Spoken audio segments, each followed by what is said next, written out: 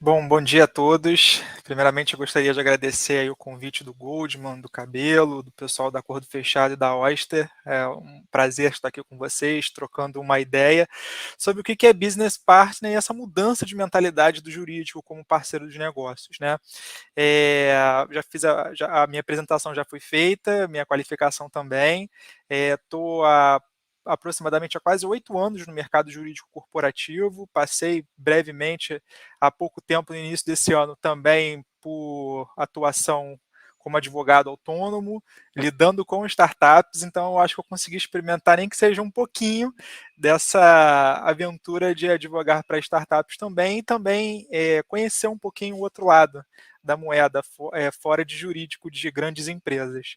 Eu preparei uma apresentação para poder nortear aqui o nosso bate-papo, mas antes é um pouco crueldade me colocar para poder falar depois do Paulo Silva, né? A gente aprendeu bastante com ele aí sobre Legal Operations, o cara realmente é demais. Deixa eu compartilhar aqui, só um momentinho.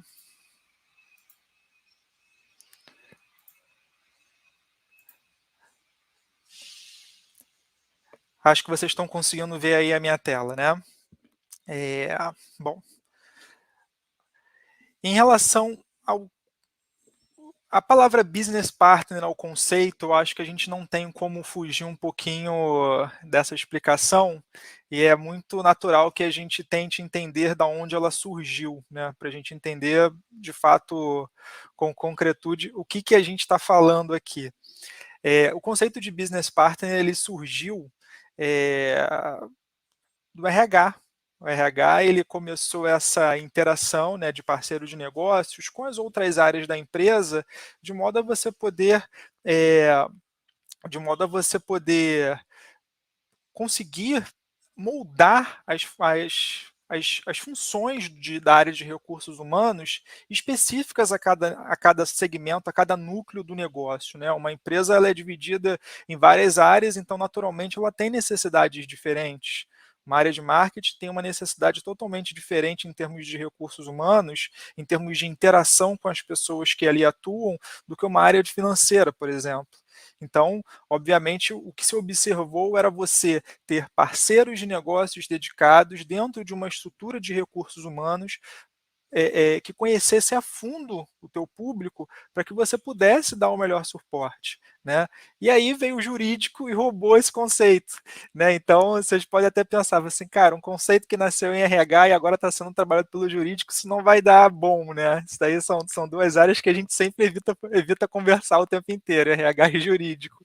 Mas não, tem dado super certo. O modelo de negócios começou essa forma de trabalhar começou no finalzinho dos anos 90, no início dos anos 2000, em várias empresas e em vários jurídicos, né, corporativos de grandes empresas, e tem dado super certo, porque é uma forma muito natural e muito próxima de você conseguir fazer com que o teu cliente ande junto com você, né? Então, a figura do business partner ela se mistura muito aí quando eu falo de empresa, eu chamo de advogado interno, né? Ela se mistura muito com o cara que tem o crachá da empresa, ele tem que defender os interesses de negócio da empresa, mas tem um diferencial do conhecimento técnico jurídico. Né? Esse é o advogado interno, essa é a figura clássica que a gente já conhece, e o que diferencia ele do advogado externo é que ele não pode se ater especificamente à letra fria da lei, ele não pode se ater especificamente à jurisprudência, ele tem que buscar uma forma de poder unir o que o negócio espera ele e o que ele de fato representa como um advogado da empresa, né? A nossa função de garantir segurança jurídica sempre. E o business partner, ele é um pouco além, né? Ele é um cara que tem que entender cada vez mais do segmento de negócios que ele atua. Então, o fato da vida é que quando você conhece uma estrutura clássica, quando você está dentro de uma estrutura clássica de um jurídico corporativo, de uma forma geral, você divide sempre em contencioso e consultivo, né? Então, o business partner geralmente ele está dentro do núcleo consultivo, porque ele está ali o tempo inteiro tentando de uma forma geral, trazer a prevenção, trazer uma postura proativa, trazer uma postura propositiva ao negócio, ele está próximo da operação o tempo inteiro e além. É, é, deixa eu ver aqui que eu acho que eu não estou conseguindo compartilhar o slide com vocês. Só um minutinho. Só um minutinho, pessoal. Estou aqui passando o slide, mas aqui recebi a informação de que não estou conseguindo.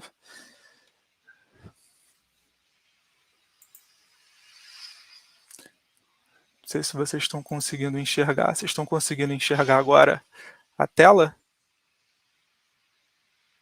Pessoal da organização, se puder me dar um aviso.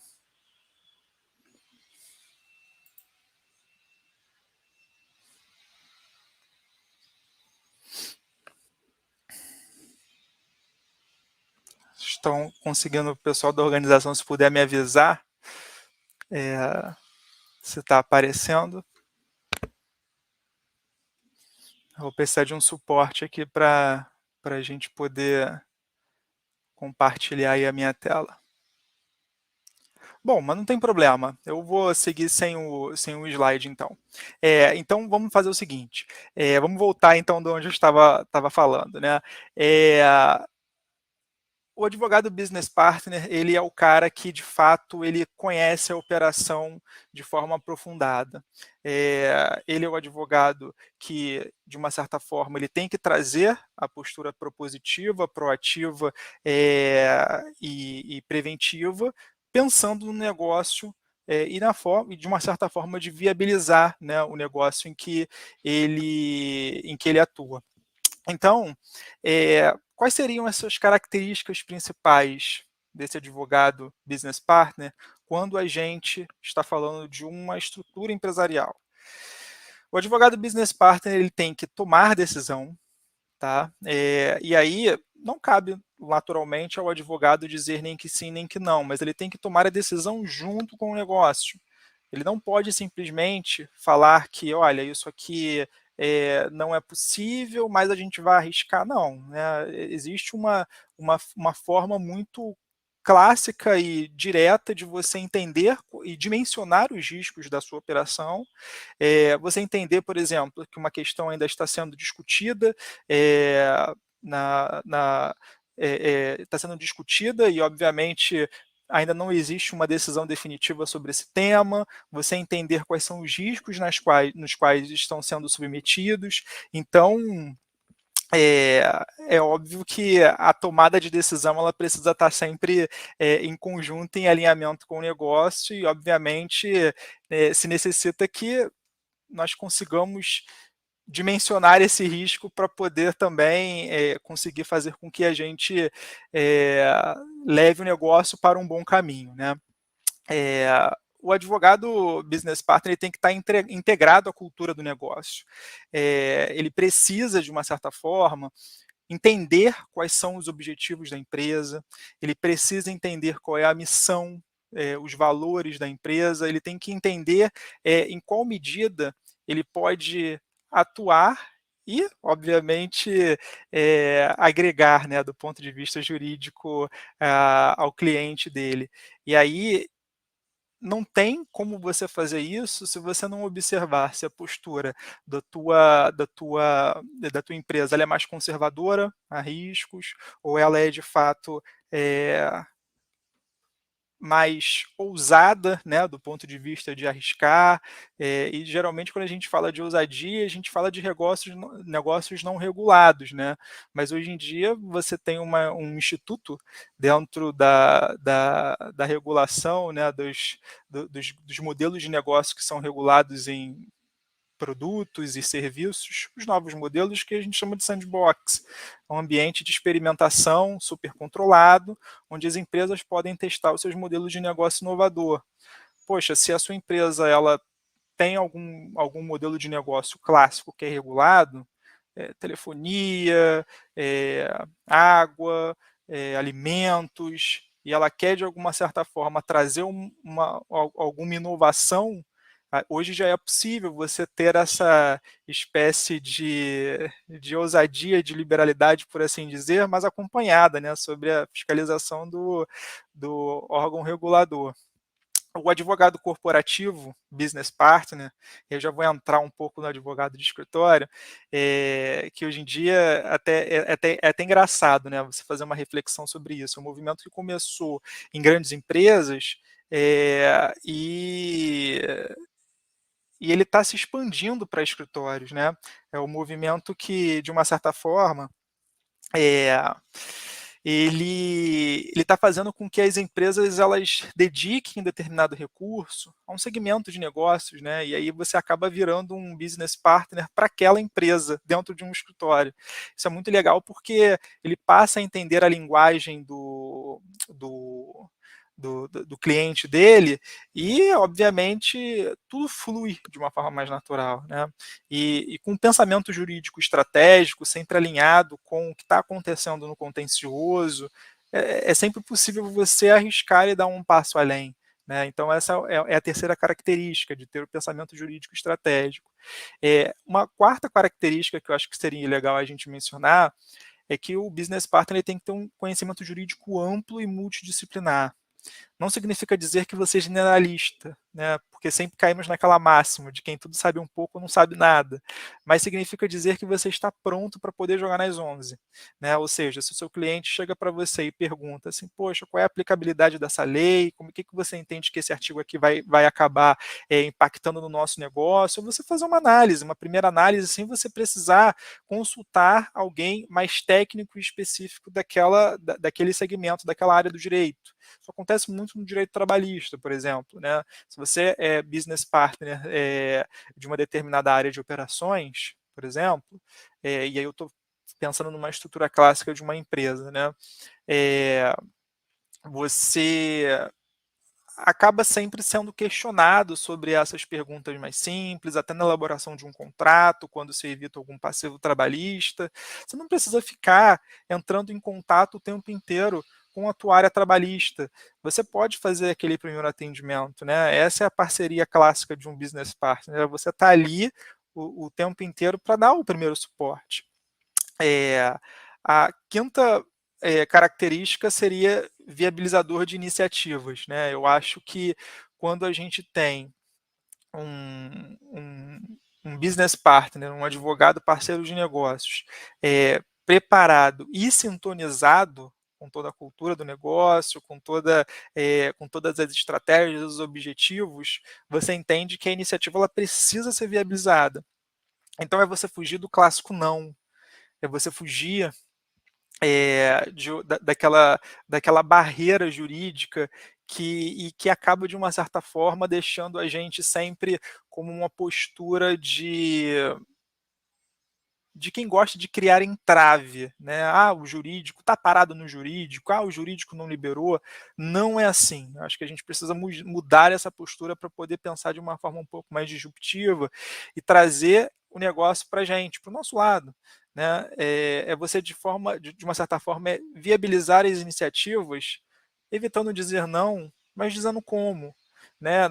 No mesmo e-mail que você falar que não dá para fazer, você falar assim, olha, da forma como está, a gente vai ter esses problemas. Porém, se a gente for por esse caminho, dá certo. Né? É dar a alternativa B, dar a alternativa C, chamar ele para poder pensar, até mesmo vestir um pouco a camisa do time de marketing, porque você precisa, se você estiver falando de venda, né, seja de produtos ou de serviços, o teu negócio precisa vender, é do time de marketing que parte a criação, é do time de vendas que parte a venda dos negócios, e são eles que sustentam a empresa. Né? Eu sempre falo que jurídico, área financeira e área de recursos humanos, classicamente eles são vistos assim, como área suporte, não são áreas fim de uma empresa. Né? A gente está aqui para poder atender as áreas que de fato apertam um botão e pensam nas novas iniciativas para trazer produtos e serviços. Então, você precisa viabilizar. Né? Esse é o quinto ponto. E o sexto e último seria o fato do advogado BP ter como principal função, principal tarefa, de cultivar um ambiente colaborativo. Né? O cara se mostrar acessível, é o advogado que se mostra próximo, se mostra cativante, está ali para poder somar. Eu sei que é difícil, né, hoje em dia, nessa estrutura de trabalho que a gente acaba desenvolvendo durante a pandemia, de viver em reunião, tudo vira urgência, eu sei que é difícil, mas eu acho que são nos mínimos detalhes, de uma forma sincera e amigável de abordagem, é que você consegue construir uma relação sólida com o seu cliente, né? E eu tenho repetido isso sempre, né, com várias pessoas. Eu acho que a gente precisa cada vez mais diminuir as reuniões, né, e tentar entender o que que é uma reunião, o que que é um e-mail. Isso acaba sendo um fator importante para você cultivar um ambiente colaborativo. Nem tudo é reunião, né? E a gente brinca, né, que advogado gosta de escrever muito, não vou parar, tem muito cliente que fala isso, eu não vou parar para poder escrever um textão e tal. Às vezes é importante você documentar uma consulta, né? O que que vai acontecer no final do dia é você fazer uma reunião com o cliente e o advogado, e depois ele vai mandar um e-mail e falar assim, ó, conforme conversamos, pererê, parará, pão. É importante, em grandes organizações você precisa ter essa estrutura de uma certa forma bem consolidada e clara, porque são decisões estratégicas que a empresa está tomando, né? Para fins de registros e controles, você precisa, e até mesmo de auditoria, documentar alguns pareceres jurídicos, né? Porque aquilo ali, mais para frente, isso pode acabar, de uma certa forma, servindo como um norte de uma possível defesa, né, que você vai ter para poder defender o teu negócio, porque aí você vai entender qual foi o mindset, né, falando um termo bem corporativo, adotado para você tomar uma determinada decisão. Mas não significa dizer que tudo precisa ser e-mail, né? Não significa dizer que tudo precisa ser reunião. Eu acho que quando a gente estende a mão, né, para o nosso cliente de uma certa forma mais amigável, de uma postura mais colaborativa, eu acho que a gente cria um ambiente muito prazeroso de se trabalhar. Indo para um outro ponto que eu gostaria muito de abordar, o que a gente tem falado bastante, em que medida o business partner, né, o advogado, seja corporativo ou seja de escritório, ele precisa enfrentar as novas habilidades comportamentais que estão sendo exigidas no mercado, né? Os famosos soft skills. Soft skill nada menos é do que é, habilidades ligadas à personalidade da pessoa.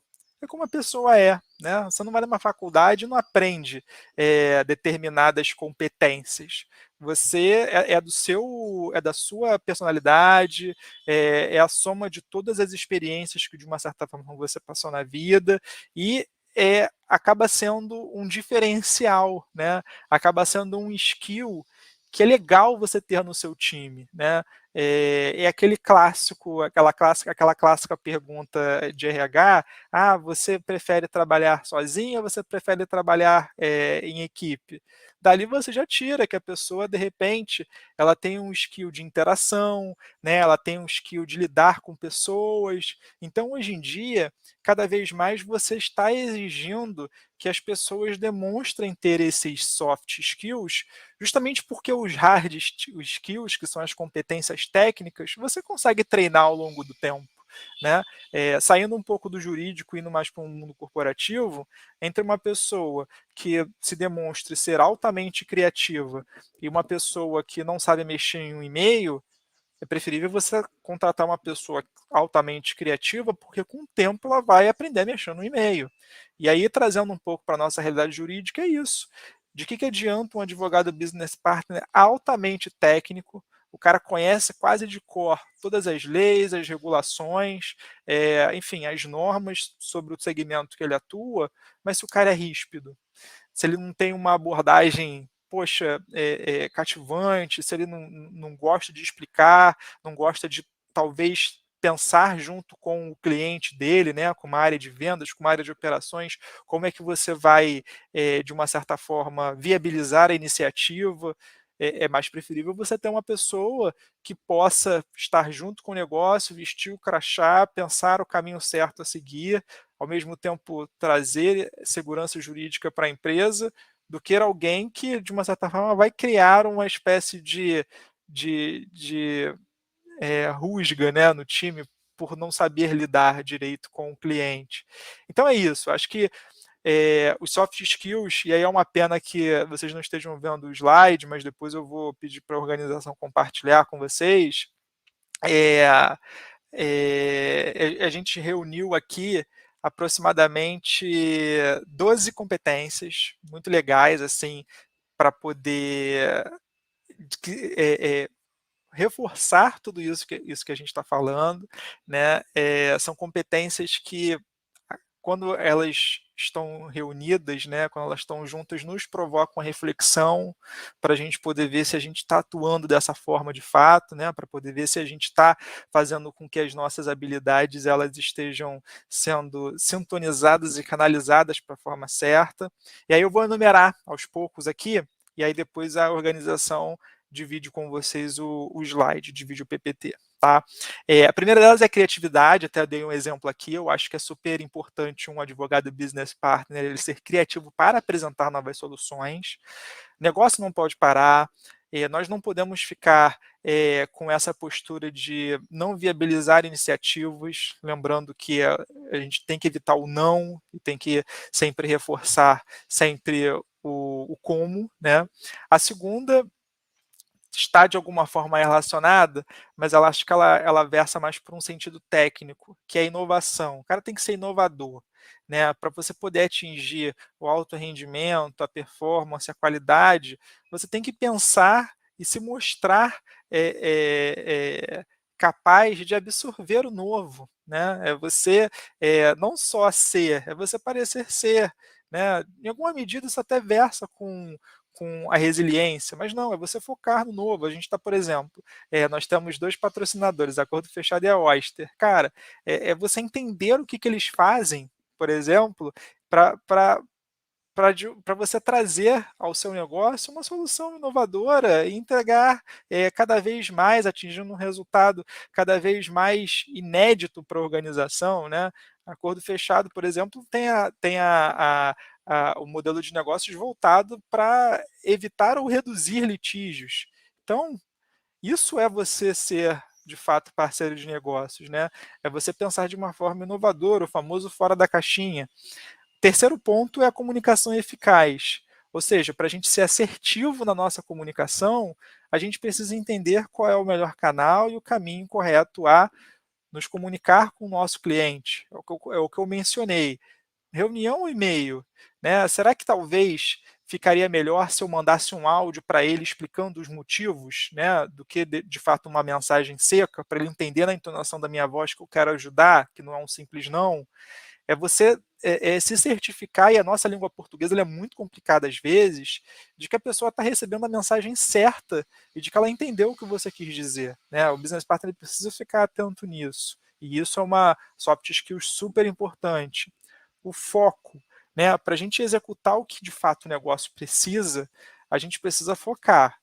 É óbvio que no meio do caminho surgem novas iniciativas, isso acontece, por exemplo, comigo direto. Eu sei o que eu preciso integrar, mas entregar assim, do ponto de vista de business mesmo, né, de negócios, porque nós temos metas, jurídico também tem metas, e metas, obviamente, entrelaçadas com as metas do negócio, mas às vezes surge uma iniciativa bacana, mas você não pode, de uma certa forma, tirar o teu foco, tirar o teu prumo do teu objetivo principal.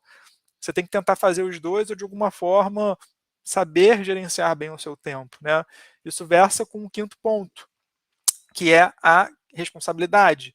Nós precisamos ter responsabilidade para poder assumir compromissos, precisamos ter responsabilidade para poder, de uma certa forma, sempre nos comprometer com o cliente, fazer com que ele, de fato, nos veja como uma figura responsável, de que vai entregar o contrato no dia, de que vai entregar a consulta no momento certo, né, de que nós iremos nos comprometer e ele vai conseguir ver segurança nesse compromisso que a gente gerou. Sexto ponto, inteligência emocional. Né? A gente sabe que o dia a dia não é fácil, não é um mar de rosas, onde todo mundo acaba, de alguma forma, descrevendo. Existem conflitos, existem múltiplas prioridades e urgências, mas é importante ter e demonstrar inteligência emocional para você garantir o equilíbrio, né? É você chegar com o seu cliente e falar de uma forma serena, falar assim, olha, tenho muita coisa para poder te entregar. O que para você é mais importante que eu preciso entregar hoje? Isso é você ter inteligência emocional, né? É você ter, de uma certa forma, equilíbrio nas suas emoções para você não jogar igual aquele meme, né? Jogar os papéis para o alto e depois acabar se arrependendo e buscando os papéis. No dia a dia, com pessoas, né? Com um relacionamento humano em tela, não é assim. Né? A gente precisa tomar cuidado, porque tem uma outra pessoa do outro lado, né? É você entender que ali está o teu colega de trabalho, que você está ali o tempo inteiro com ele, às vezes mais com a tua família, mesmo à distância, né? Você desenvolveu um ótimo relacionamento. A inteligência emocional é super importante em relação a isso. É, os outros dois, assim, que eu gostaria de focar, que seriam o sétimo e o oitavo, é proatividade e liderança. Eu acho que os dois, eles andam muito juntos, né? Ao mesmo tempo em que você tem que ser proativo para poder fazer o que é necessário e, de repente, pensar em soluções sem te pedir que você pense, né? Você o tempo inteiro tentando entender o macro, ter a visão holística do negócio, para você, de uma certa forma, conferir a proatividade necessária e entregar mais, né? A inovação que eu acabei de explicar, ela acaba sendo também um bom exemplo, né? É você pensar e falar assim, poxa, a gente tem esse problema aqui, mas nunca ninguém mexeu nele. Deixa eu mexer, deixa eu tentar resolver, né? Seja dono, né? Essa atitude de dono é sempre super importante. E isso vai te levar a, naturalmente, desenvolver competências de liderança. Né? Você assumir o controle e, de fato, ser reconhecido como um capitão, sem nem necessário mencionar que você seja. As pessoas acabam te ouvindo, né? Encontrando na tua opinião uma segurança, uma força, né? É super importante você ter essa atitude, mesmo não sendo reconhecido como um líder, né? A gente sabe que em grandes organizações, em escritórios, naturalmente você tem a figura, né? Do sócio, do chefe, do gestor, mas não necessariamente você precisa ter para você poder ser reconhecido. A sua atitude ela vai dizer muito sobre isso. É, Indo para o final, para as últimas quatro, a gente ainda tem a resiliência e o otimismo. Acho que é super importante você deixar sempre um ambiente leve e motivador, mesmo com adversidades. Tem ainda a parceria, né? Um soft skill que você acaba absorvendo vários outros deles, né? Justamente para você cada vez mais somar, compartilhar, de fato deixar bem nítido o business partner, né, o parceiro de negócio, você está ali realmente com essa sensação de parceria e de estar junto. Né? Não deixar o seu cliente, ainda que dê tudo errado, e a gente precisa pensar sempre nesse cenário crítico, assim, mas isso aqui, poxa, você que fez. Não, a gente está junto, somos nós, né? Nós acertamos e nós erramos.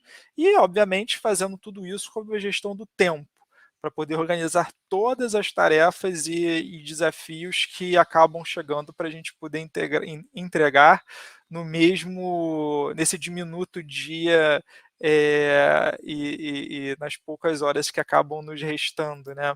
E aí, indo para o finalzinho, é, algumas pessoas vêm me procurar, até no LinkedIn, no Instagram e tudo mais, e me perguntam assim, poxa, o que eu faço para ser um business partner de uma empresa, um advogado interno que presta consultoria, que pensa em prevenção, proatividade, proposição e tudo mais? Existe alguma fórmula mágica? Ou então, pessoas que saíram do contencioso e foram para uma área mais consultiva e depois se viram como business partner para atender uma área específica dentro de uma empresa, ou até mesmo um escritório, né? Você acaba entrando num escritório e aí você vai atender de forma dedicada a uma empresa, você vai ser business partner especializado naquela empresa ali. Tem fórmula mágica? Não tem. Não tem, infelizmente, se tivesse, eu acho que a gente nem estaria aqui conversando, né? E aí a gente acaba sintetizando em três steps assim super legais que vão te levar a ser reconhecido, né, como um parceiro de negócios super importante para aquele cliente. Eu acho que o primeiro ponto é você analisar o negócio e dominar a cultura da empresa, né.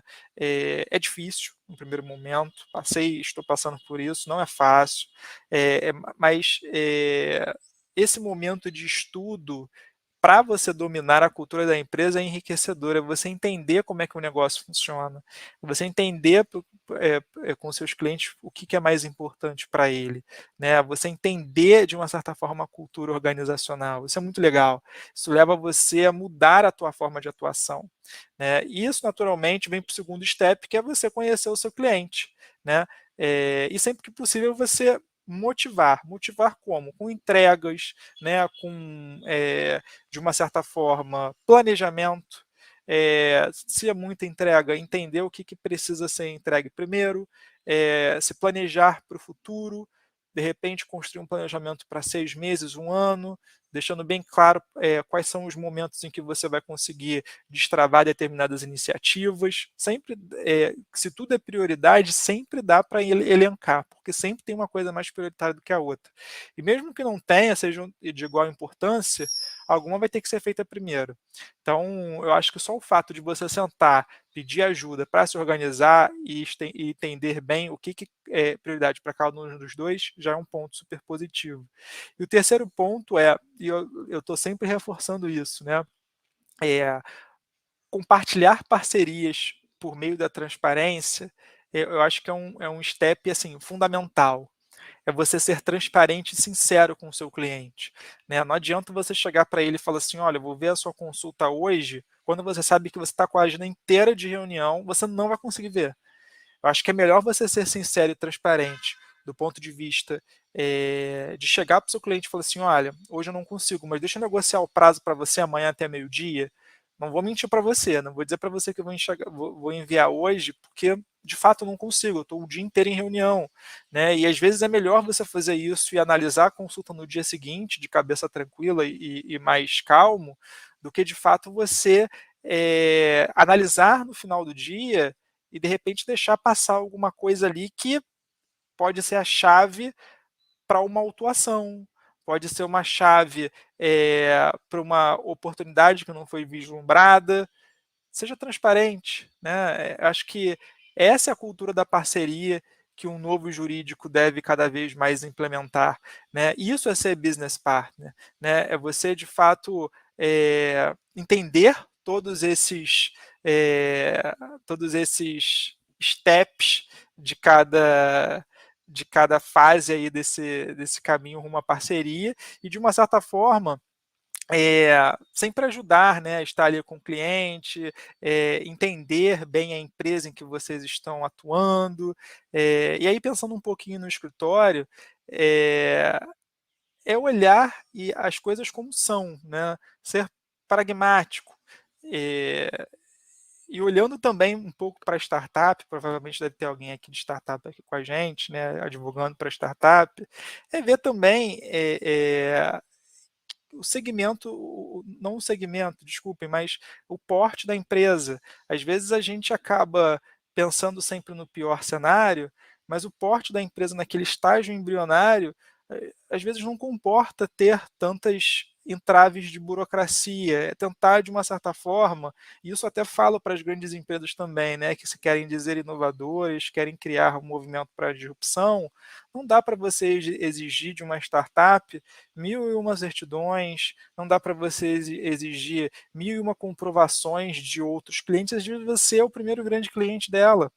Né? E você ser business partner dentro de um jurídico olhando para fora é você pensar nisso, né? Você abrir a mão de certos controles de forma segura, mas sabendo que com o tempo esses controles acabam vindo porque a empresa vai se profissionalizando.